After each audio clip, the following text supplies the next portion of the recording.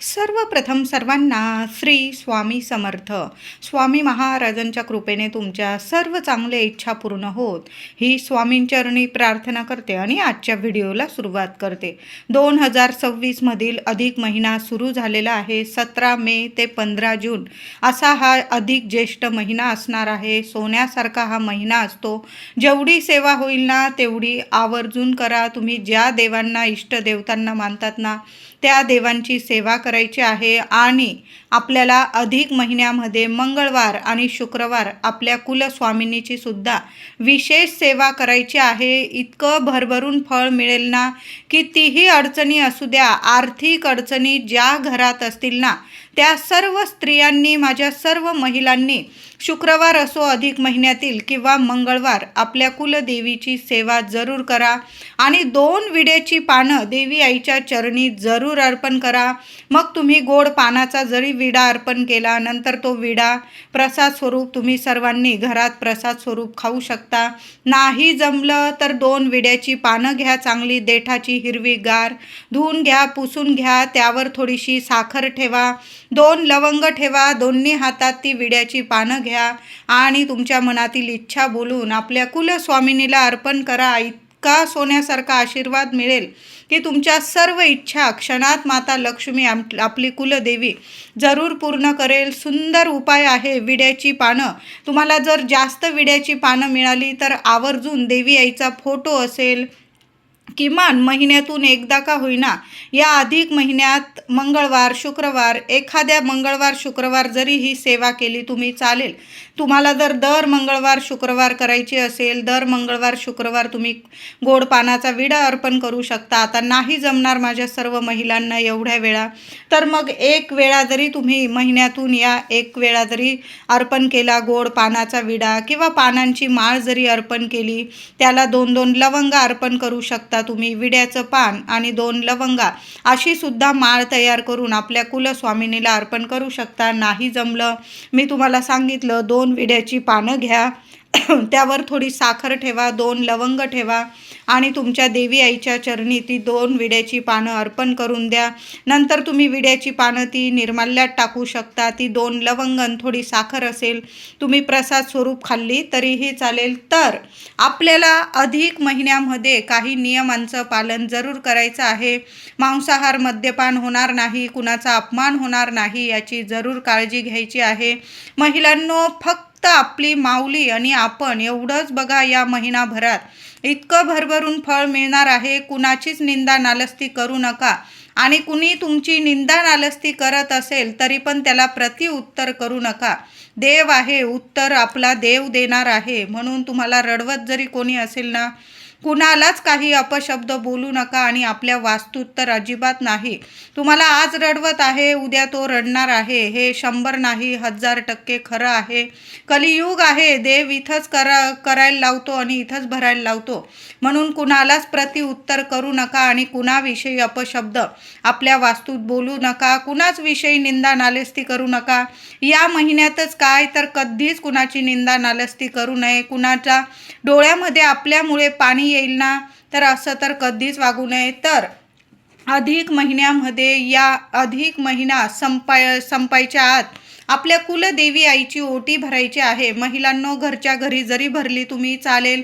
तुम्ही मूळ स्थानी जाणार असाल तुमच्या कुलस्वामिनीच्या दर्शनाला, तर छान असं सहकुटुंब सहपरिवार जाऊन देवी आईचा दर्शन घ्यायचं आहे. मानपान करा, गोडाचा म्हणजे पुरणाचा नैवेद्य दाखवा तिला. काही घरांमध्ये अधिक महिन्यामध्ये दर्शन घेतलं जात नाही, काही घरांमध्ये घेतलं जातं. तुमच्या परंपरेनुसार तुम्ही जर जात असाल देवी आईच्या दर्शनाला तर तिथं तुम्ही मूळ स्थानी जाऊन देवी आईची ओटी वगैरे भरा, मानपान करा, तिचा छान असं दर्शन घ्या. आता नाहीच जमलं सगळ्यांना, मग घरच्या घरी जरी आपल्या कुलदेवी आईची ओटी भरली ना तुम्ही तरीही चालेल. तर आपल्या कुलदेवी आईची ओटी तुम्ही खणा नारळाची भरू शकता किंवा साडी चोळीची भरली तरीही चालेल. बघा, तुम्ही 15 तारखेला अधिक महिना संपणार आहे, तर 9 तारखेपर्यंत तुम्ही 9 तारखेपर्यंत किंवा 12 तारखेपर्यंत तुम्ही 9 तारखेला मंगळवार आलेला आहे. शेवटचा अधिक महिन्यातील मंगळवार 9 तारखेला 9 जून 2026 आणि 12 जून 2026ला शेवटचा शुक्रवार आलेला आहे. या दिवसापर्यंत तुम्ही तुमच्या कुलदेवी आईची ओटी घरच्या घरी भरू शकता. तर छान असा जरीच्या काठाचा पीस आणा, ब्लाऊज पीस किंवा साडीची भरत असाल, छान अशी सोनेरी बॉर्डर असेल, छान अशी जरीची साडी आणा, तुम्हाला जेवढी परवडेल तेवढी. ताटात ती साडी ठेवायची आहे. त्यावर सर्व 6 शृंगाराच्या वस्तू, तुम्ही जेवढ्या वस्तू ठेवत असाल देवी आईला ओटी भरताना त्या सर्व ठेवायचं आहे. चांगला पाणीदार नारळ घ्यायचा आहे. नारळ ठेवा. 5 मूठ गहू किंवा तांदूळ ते ठेवायचे आहे. गोड पानाचा विडा ठेवा. वेणी किंवा तुम्ही गजरा वगैरे आणलेलं असेल, फुलं आणलेलं असेल, छान ओटी तयार करून घ्यायची आहे. देवी आईच्या चरणी हळदी कुंकू अर्पण करा. ओटीच्या सर्व साहित्याला हळदी कुंकू लावायचं आहे. आणि ओटीमध्ये ती पुडी मिळते आपल्याला पूजेच्या साहित्यामध्ये, त्यात हळकुंड असतं, बदाम, खारीक, ती पुडीसुद्धा घ्यायची आहे. किंवा तुमच्याकडं सुट्ट असेल, हळकुंड, बदाम, खारीक, बांगड्या वगैरे या सर्व वस्तू 6 शृंगारामध्ये देवी आईच्या चरणी ठेवायच्या आहे. त्या ताटात ठेवा. सर्व साहित्याला हळदी कुंकू लावा.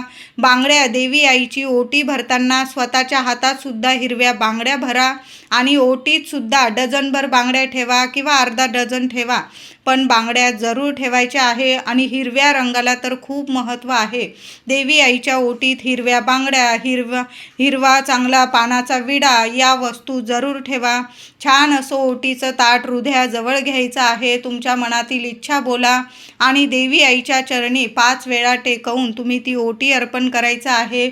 आता तुमच्या घराजवळ जर देवी आईचं मंदिर असेल तर ते ओटीचं सर्व साहित्य तुम्ही देवी आईच्या मंदिरात दुसऱ्या दिवशी जरी अर्पण करून आलात चालेल.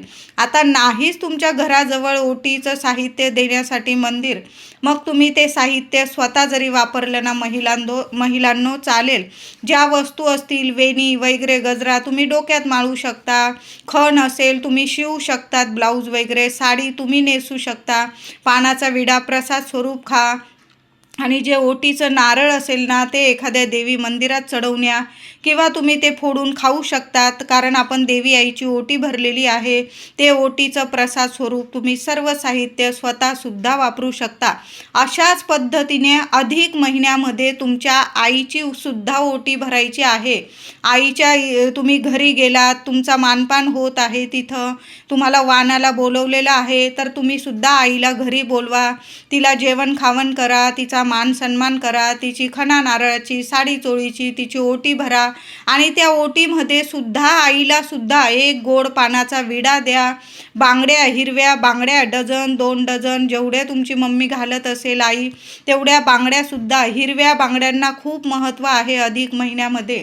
तुम्ही स्वतःसुद्धा बांगड्या भरा आईकडून आणि तुम्ही आईला सुद्धा बांगड्या भरा.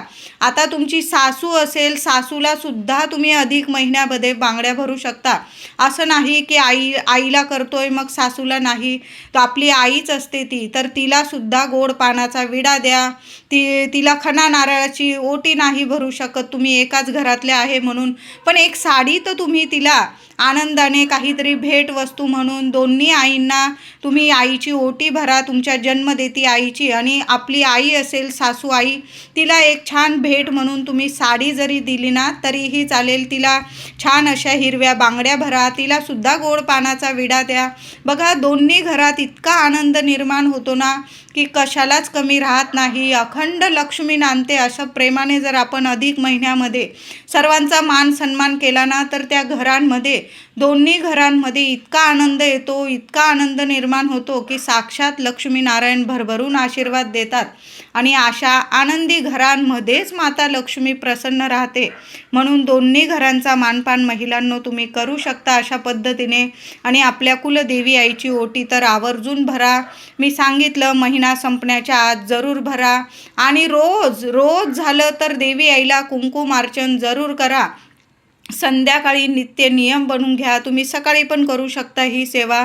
नाही जमलं माझ्या महिलांना संध्याकाळी करा. दिवा अगरबत्ती लावून घ्या. आसन घेऊन बसा. ओम कुलदेवताय नमः, ओम कुलदेवताय नमः, ओम श्रीम नमः, ओम श्रीम नमः या मंत्रांचा जप करत करत देवी आईला 11 वेळा, 21 वेळा किंवा जास्तीत जास्त वेळा जरूर कुंकुमार्चन करा आणि अधिक महिन्यातलं कुंकुमार्चन केलेलं कुंकू एका डबीत साठवून ठेवा. बघा, असा महिना पुढील 33 महिने तरी आता पुन्हा येणार नाही आणि खूप सुंदर महिना असतो. जेवढी सेवा होईल ना तेवढी आवर्जून करा. देवी आईला दर मंगळवारी जरी तुम्ही कुंकुमार्चन केलं, रोज नाही जमलं तुम्हाला, मंगळवारी करा, शुक्रवारी करा, पण आवर्जून करा. आणि अधिक महिन्यातील प्रत्येक शुक्रवारी 16 वेळा किंवा 8 वेळा किंवा जेवढ्या वेळा होईल महिलांनो, नाहीच जमलं किमान 1 वेळा तरी महालक्ष्मी अष्टकाचा पाठ आवर्जून बोलायचा आहे तुम्हाला. सुंदर, इतके सुंदर अनुभव येतील तुम्हाला.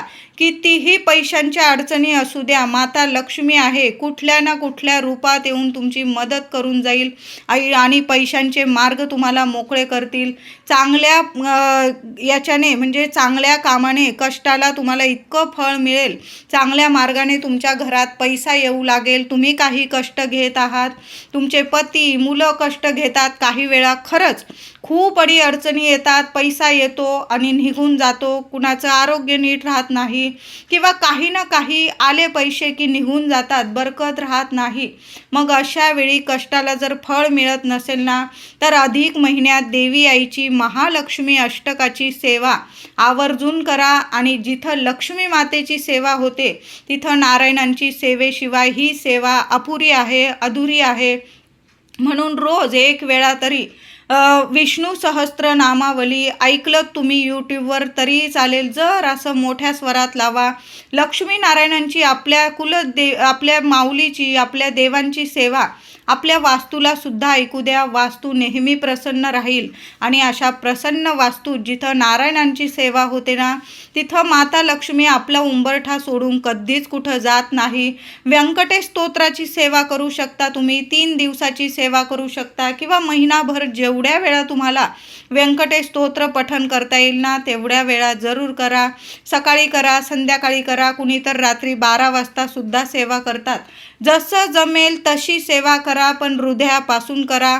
वाचायचं म्हणून वाचायचं नाही, आपल्याला हृदयापासून, मनापासून एकन एक शब्द आपल्या मनाला ऐकू गेला पाहिजे, अशा पद्धतीने आपल्याला सेवा करायची आहे. श्री सूक्तम पठण करता आलं तर जरूर पठण करा, जेवढी सेवा होईल तेवढी करा.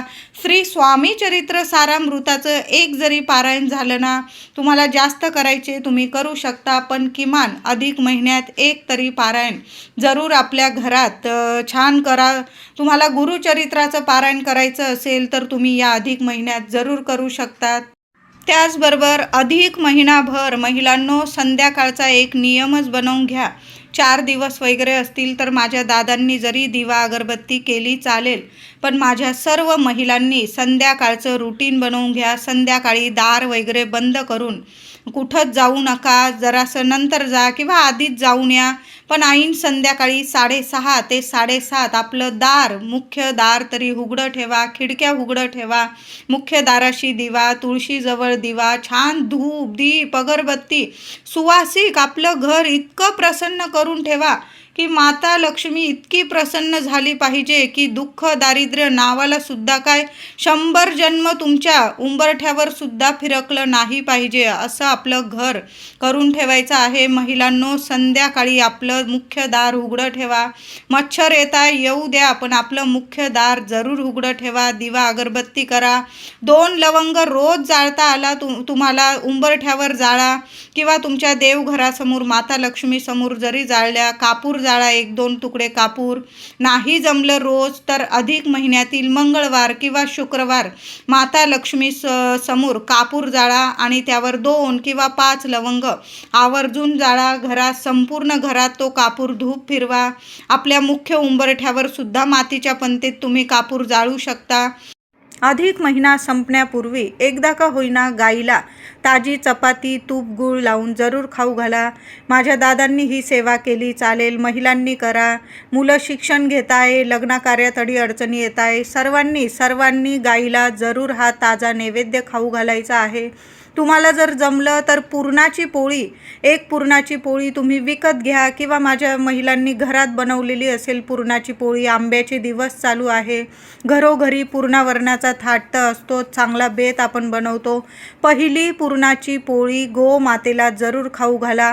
बघा, काही वेळा पितृदोषामुळे काही अडीअडचणी तुम्हाला येत असतील, मुलांना येत असतील, घरात काही ना काही म्हणजे कोणाचं आरोग्य नीट नसेल, लग्न कार्यात अडीअडचणी, संतान होण्यासाठी अडीअडचणी येत असतील, कामात अडीअडचणी येत असतील, तर ह्या अडीअडचणी पितृदोषामुळे सुद्धा येऊ शकतात.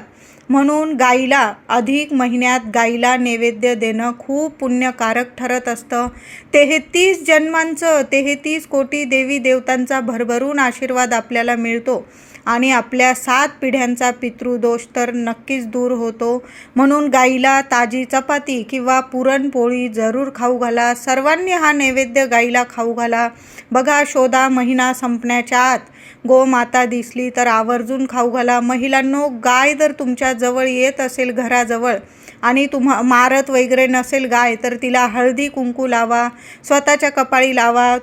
तिच्या पोटाला हात लावता आलं तर तुमची इच्छा बोलून गोमातेच्या पोटाला हात लावा आणि ताजा नैवेद्य जरूर खाऊ घाला. ही तुमची सेवा गोमातेची कधीच खाली जाणार नाही.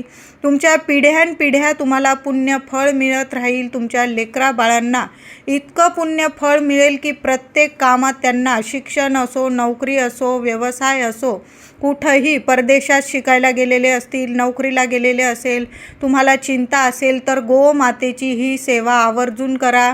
कायम लेकरा बाळांचं रक्षण होईल आणि प्रत्येक कामात, शिक्षण, नोकरीत भरभरून प्रगती मिळेल अशी ही सेवा आहे. आवर्जून करा. त्याचबरोबर कुणाला दानधर्म करायचा असेल तर पिवळी केळी दान करा.